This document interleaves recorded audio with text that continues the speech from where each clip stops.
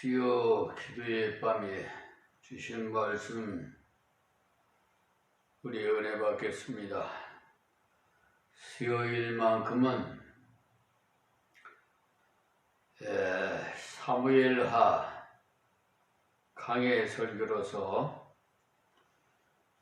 매주 수요일날은 사무엘 강해 설교입니다. 지난주에 이어서 지난주는 제가 뭔 일이 있어서 못했는지 어쨌든 이어서 21장 7절 말씀부터 말씀드리겠습니다.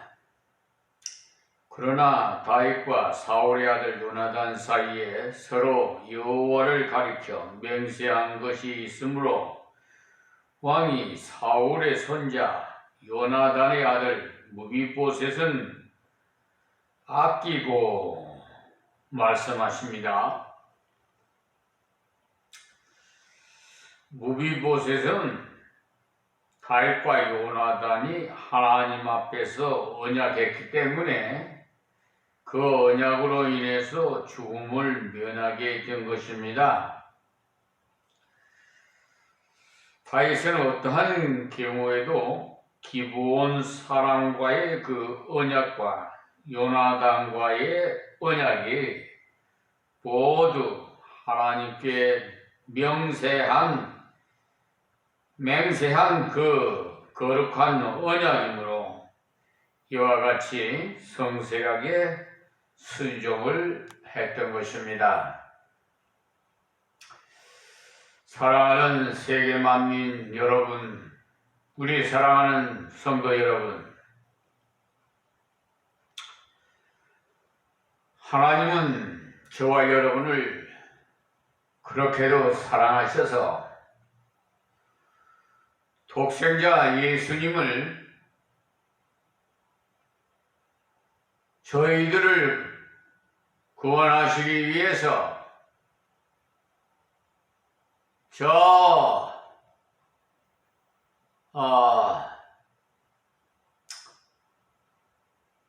그러니까 허름한 마을에 마리아의 처녀의 태에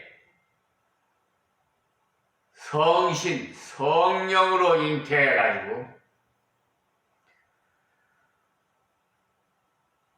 태어나실 때는 말구유에서 태어나셨어요. 그래서 동방 박사들이 별을 보고 인도하는 대로 찾아왔더니 말구유의 아기 예수가 탄생되어 있어서 예물을 드렸는데요.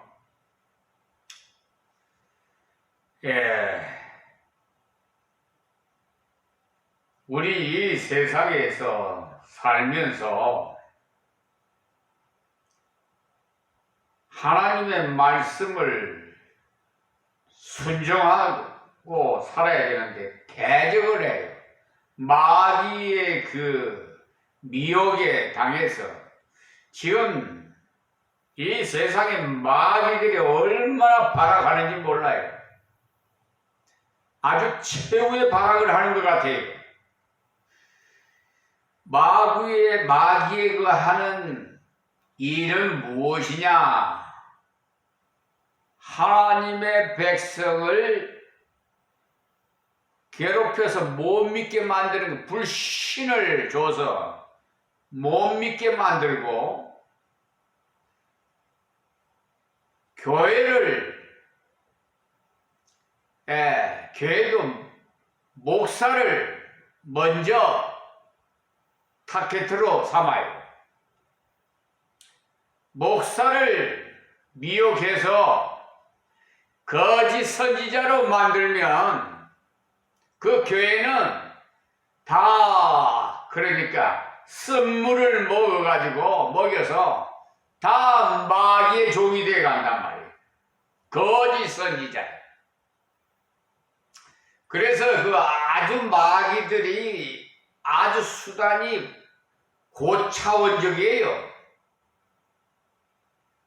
지금 제가 설교 때마다 말씀드립니다만 하필이면 왜 법무법인 유한 로고스 변호사 소속인 백형기가 현직 판사 정창근, 정의철, 강사나 판사에게 선고 기일을 하루 앞두고, 그러니까 변론 기일이 다 2번이나 지나갔어요. 그러다 보니까 소송 부본 받은 지 30일 내로 답변서를 제출해야 되는데 어떻게 됐냐? 103일 만에 이 백형기는 뻔뻔스럽게, 마귀가 그렇게 뻔뻔스러워요.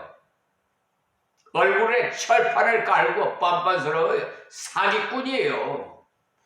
그래가지고 소송 비용, 담보 제공 5건도 3건은 다 사기예요. 1건은 공탁금 받아간 걸 다시 신청하고 2건은 다른 사건을 거기다가 첨부시키고, 그래가지고 그걸 접수시켰으면은 담당 재판부에서 정창근, 정의철 강사나 판사가 받지를 않아야 돼요. 민사소송법상 30일이 지나서요. 하루 이틀이 지난 게 아니고 103일 만에 접수됐기 때문에 그거는 받으면은 헌법 103조를 위반하는 거예요. 그래서 그분들은 지금 법복을 벗고 저 옥살이를 해야 돼요. 모르겠어요. 지금 대검찰청에서 수사를 한다고 하니까 좀 기다려 보겠습니다. 하나님께서 지혜를 주셔서 대통령 홈페이지에 들어가서 민원을 신청을 했어요.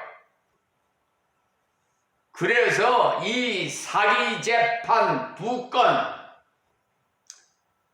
그러니까 상습 사기꾼이 어떻게 해요? 백형기예요. 그 사수를 받아서 같이 공모를 해서 현직 판사와, 아니 그것이 그리 있을 수 있는 문제입니까? 요즘 초등학교 학생한테도 물어봐도 그것을 배심원으로 세워놔도 그런 판결을 안 내릴 거예요. 그런데 다 그냥 지방감사기식으로 이 하나님의 종 선지자인 김종선 목사를, 이게 나는 하나님의 도구이기 때문에 내가 무슨 돈의 환장이 된 사람도 아니고 하나님의 명을 받아 빛과 소금의 역할을 감당하라 해서 불의와의 전쟁을 하는 거예요. 이 불의를 행하는 자들을 싸우는 거예요. 그들과. 그게 바로 마귀와의 싸움이에요. 우리의 영적 싸움은 혈과 육이 아니라 마귀와의 싸움인데, 그 마귀의 사수를 받은 자가 백척이란 말이에요. 그리고 대한민국 사법부의 법관으로 종사하는 자들이 그 사건에 관련된 자들만 말씀드립니다. 이 자들은 전부 마귀의 미혹당해서 대법관도 심리 불속행 각하 기각 이렇게 판결을 해요. 그래갖고 날강도 같은 자들이에요. 펜치에 가서 얼마나 서로 나눠 가졌는지 모르겠지만은 잔치를 벌였는지 모르겠어요. 그 다 하나님의 돈이 나는 내 몸뚱아리도 하나님 것이에요. 그런데 지금 좀 기다려 보겠어요. 대부분 행정처에도 그 대통령 홈페이지에서 민원 올린 것을 대부분 행정처에다가 이송을 했고요. 또 한 서너 번을 올렸으니까요. 그 나머지 2건인가 지금 대검찰청으로 다 이송했는데 저 대통령 그 홈페이지에 들어가면은 민원 신청이 쏘라 있어요. 어쨌든 거기에 사건의 최초부터 마지막까지 전부 종합을 스캔을 해가지고 전부 보냈어요. 예? 그러니까 그것만 보면은 거기 가담된 자들은 어떻게 처리하는지 내가 한번 좀 두고 볼 거예요. 이게 다 아담의 피가 흐르고 마귀 사탄에게 미혹당한 자리. 하와가 그냥 선악 갖다 먹었습니까? 네? 이 뱀이라는 이 사탄이 말이에요. 상징적인 사탄이에요.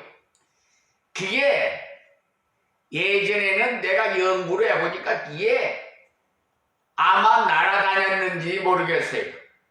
그런데 하나님께서 저주를 했거든요. 너는 평생 이제는 배로 기어다니라. 그리고 흙을 먹어라. 또 하와에게는 저주를 어떻게 해? 너는 상고를 10개월 동안을 고통을 받아라. 아람에게는 저주를 못 하겠어요? 너는 이마에 땀이 흘러야 너는 먹고 살 수가 있다. 이런 저주의 벌을 내렸어요. 마귀에게 미혹당하면요 보암직도 하고 먹음직도 하고 탐스럽기도 하고 지혜스럽기도 하고 즉 말해서 세상의 여자들이고 남자들이고 다 아주 그냥 양귀비 같이 보이고 미스터 아주 그냥 멋있는 멋쟁이 남성으로 다 보이나봐. 마귀의 씌움은 말이에요. 미혹당. 그런데 이 다윗은 왜 합판자라고 했는데 이 다윗은요 참 나쁜 사람이야. 살인죄도 지었고 또 요나단의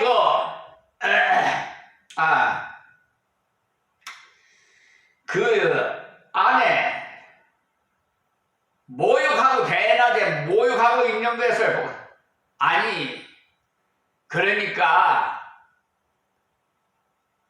할 일이 없고 낮잠이나 자고 일어나서 높은 옥상에서 내려다 보니까 알몸으로 모욕하는 여자의 나체를 보니까 그냥 미치겠는가 봐. 하인을 시켜가지고 불러들여서 동침을 하고 그 신랑은 최전방에 보내서 총살감으로 총알 바지로 내보내갖고 살인죄를 만드는 거지. 죽게 만들었죠. 그래서 그 난 쳐다가는 하나님께서 거둬가 버렸어요. 그 둘째 난 거이 솔로몬인데, 그때 사울왕이 어떻게 다윗을 못마대 사이예요. 사이를 삼았어. 다윗을 잡아 죽이려고 어떤 술책을 많이 부렸는데 하나님께서 다 피해줬는데, 이 요나단이라는 게 사울의 큰 아들이에요. 그런데 다윗과 아주 절친한 친구가 되어버렸어. 그래서 요나단의 그 넌 자식이 무벳보셋이야. 그런데 거기에 여자 유모가 데리고 가다가 아기를 떨어뜨려가지고 쩔룩바리로 만들어놨네. 자, 이 정도 말씀드리고요. 그래서 요나단과 다윗은 그렇게 하나님 앞에 언약을 했습니다. 우리 약속을 했으면요, 지키세요. 하나님의 말씀과 나와는 약속의 이 성경 66권이, 이 66권이 약속인데 하나님은 변치 않아요. 근데 저와 여러분이 조석으로 배네. 요나단의 피가 흘러서 성령에 충만치 않고 쉬지 않고 기도하지 않고 말씀을 먹지 않으면은 거짓 선지자가 되고 마귀의 종이 되어버려요. 그래서 말할 수밖에 없어요. 지금 이 유튜브 방송을 하나님께서 직접 이 비천한 종에게, 내가 뭐 IT 분야 뭐 아나, 우리 시대에는 그런 것도 모르지. 그런데 하나님께 구했어요. 하나님 저에게 지혜를 주셔서 유튜브 방송을 좀 개설해서 땅끝까지 이 전파를 통해서 하나님 말씀 좀 증거하게 해달라고 기도했더니, 이 젊은이한테도 부탁을 했는데도 안 해줘요. 하나님께 기도해서 부탁했더니 하나님이 다 가르쳐줘서 개설하고 제작하고, 또 법도 말이에요. 법전도 공부를 14년째 도각을 한 하나님께서 지혜를 주셔서 수천 수만 가지 법전, 여러분 알아야 힘이라는 말이죠. 속된 말에 공부를 많이 해야 돼요. 알아야, 절 알아야 내가 승리할 수 있어요. 모르고 어떻게 저 불의와의 전쟁을 할 수가 있습니까? 이 못된 자식들이 소송 목적의 값으로 둔갑을 시켜가지고 소송 비용 담보 제공하라고 1320만 원을 담보하라고 어처구니 없는, 아이고, 그 판사라는 작자가 제대로 머리가 좀 돌아가는 판사인지 모르겠어요. 나 지금 이름은 저 조사해, 거기에 기록을 보면 압니다만 지금 기억이 안 나서 내가 못 알겠는데, 지금 저 5월 1일 날 뭐 선고한단가? 뭐 판사가 그럽디라. 내가 변론기일에 지난번에 갔는데. 그 판사가 어떻게 되느냐 모르겠어요. 내가 결론적인 얘기를 했어요. 문제는 소송 소가를 소송 목적의 값으로 둔갑시켜 이렇게 기망해서 속여서 이런 나쁜 사람이기 때문에 국가를 상대로 백형기 변호사를 상대로 손해배상 청구를 한 것입니다. 준비서면에 그랬어요. 그럼 이제 판사가 딱 보고는 핵심을 그거예요. 그랬더니 딱 보더라는 다음 달 뭐 1일 날 선고한다든가 뭐 선고할 때는 안 가도 돼요. 보면 되네. 똑바로 박힌 판사 같으면은 법률과 양심에 의해서 헌법 103조에 의해서 하겠지만 또 몰라요. 그것이 또 대부분까지 올라갈는지 모르겠어요. 뭐 계속 저는 이 생명이 다하는 날까지 세상 사업은 망해도 하나님의 사업은 망하지 않아요. 그런데 이 유튜브 방송을 개설해서 제작해서 하나님 말씀을 올리면요, 또 마귀 사탄들이 시기 질투해가지고 아주 장난을 쳐요. 또 그 사람들은 좀 조심해야 될 것 같아. 하나님으로부터 내가 한 것이 아니라니까.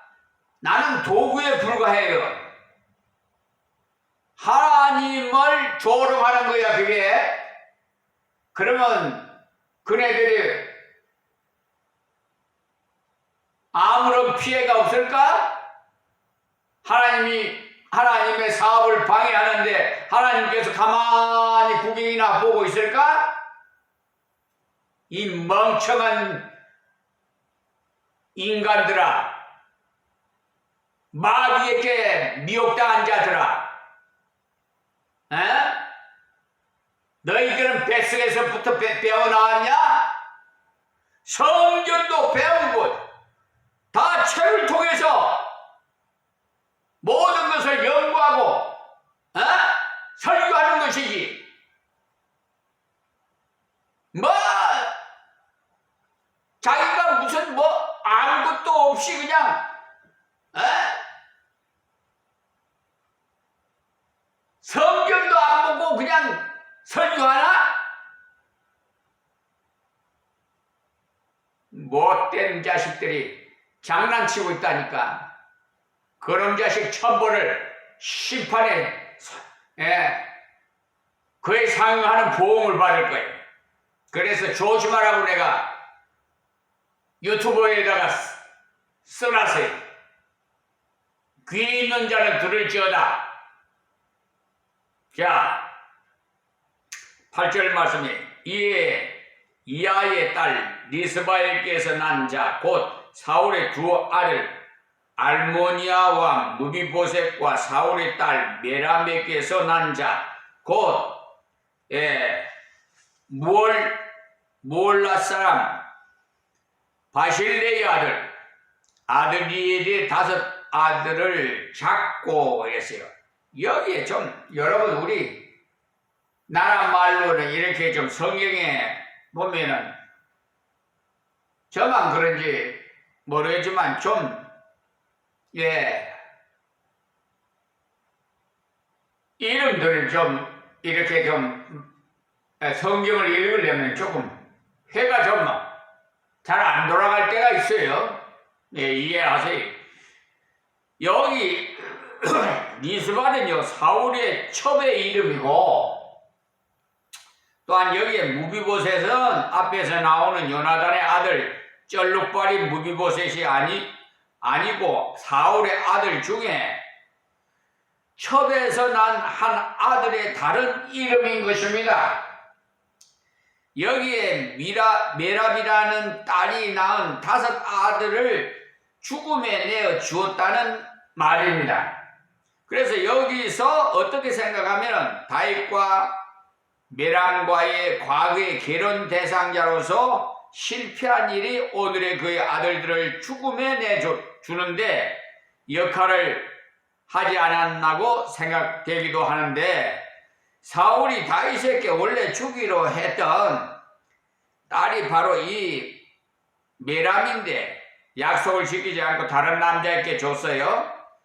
또 사울의 둘째 딸 미갈도 다윗의 아내가 되었다가 나중에는 다른 남자에게로 갔다가 다시 돌려받았는데, 결국 이 메람도 다윗과의 결혼 약속을 어기고 다른 길로 갔다가 그 아들들 곧 후손들이 다 망하게 되는 괴로움을 겪게 되었던 것입니다. 그러니까 하나님 앞에 약속한 대로 그 약속을 순종치 아니함으로써 결국은 자신의 앞길이 완전히 막히게 되는 그런 저주스러운 죽음을 하게 되었던 것입니다. 자, 제가 말씀을 조금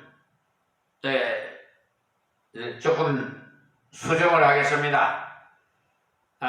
조금 전에 그 모비보셋이라고 제가 드린 그 아들, 요나단의 아들, 어쨌든 그 아들은 사울의 그 요나단과 다 그 집안이 다 망했어도 무비보셋만 다윗이 같은 상에서 왕과 같이 식사를 할 정도로 그렇게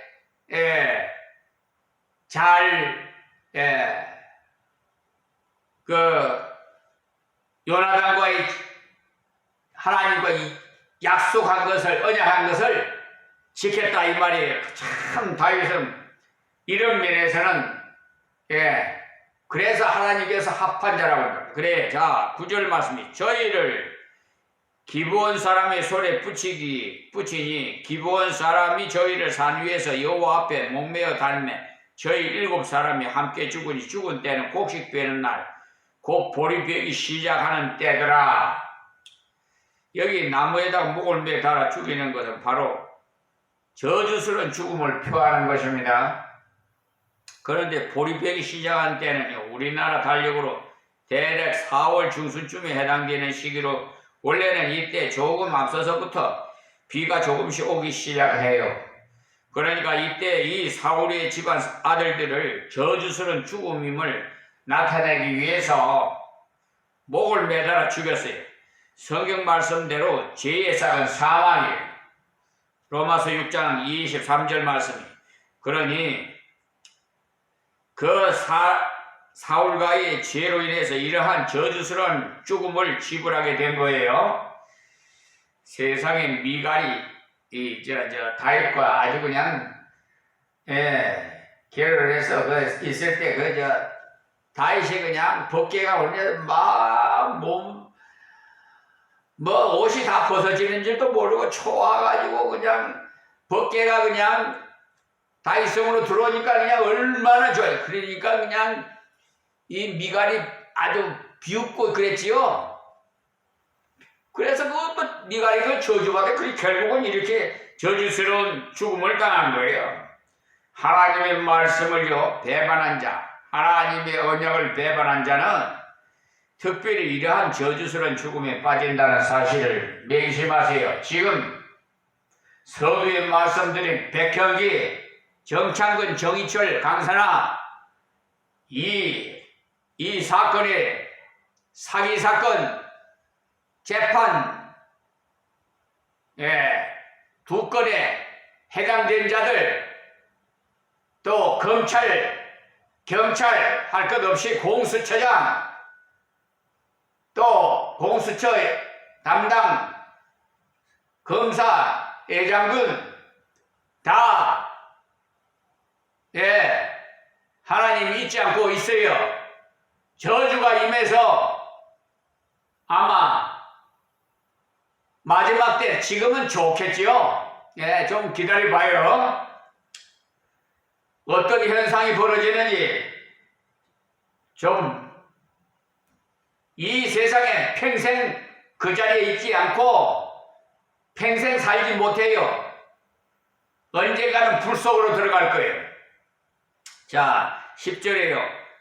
아야의 딸 리스바가 굵은 배를 가져다가 자기를 위하여 반석 위에 펴고 곡식배기 시작한 때부터 하늘에서 비가 시체에 쏟아지기까지 그 시체에 낮에는 공중에 새가 앉지 못하게 하고 밤에는 들짐승이 범하지 못하게 한지라. 원래 나무에 매달아 죽인 사람의 시체는 밤을 넘기지 않고 묻어버리는 것이 보통인데 이 시체들만은 그렇지가 않고 그대로 방치되어 있었어요. 왜냐? 비가 오게 하기 위해서 하나님의 공의대로 처형한 것이기 때문에 비가 내릴 때까지는 그 시체들을 치우지 않았던 거예요. 그러니 이 리스바의 두 아들의 시체가 그 7 시체 중에 있으니까 비가 내릴 때까지 노출된 두 아들의 시체를, 부패된 시체를 뜯어먹는 새나 동물로부터 보호하기 위해서 굵은 배를 덮어서 지키고 있었다, 이 말씀이에요. 그런데 다윗은 극진한 모성애로 두 아들의 시체를 돌아보고 있다는 리스바에 관한 소식을 전해 듣자 자기 아들에게 처형할 것을 명했던 왕을 원망하는 시조의 태도라고 비판적으로 받지 아니하고 아들에 대한 극진한 모성애로서 아주 귀하게 받아들였던 것은 다윗의 후덕한 인품을 나타내 줍니다.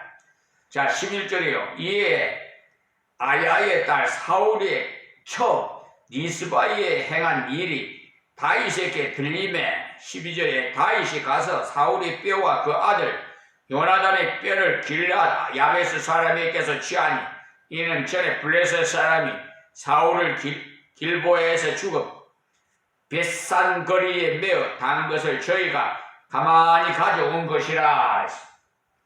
이 당시에는 전쟁에서 흔히 볼 수 있는 것이, 그 당시에는 모든 물자가 귀한 때인 만큼 전쟁 중에는요, 사람이 죽으면은 그러니까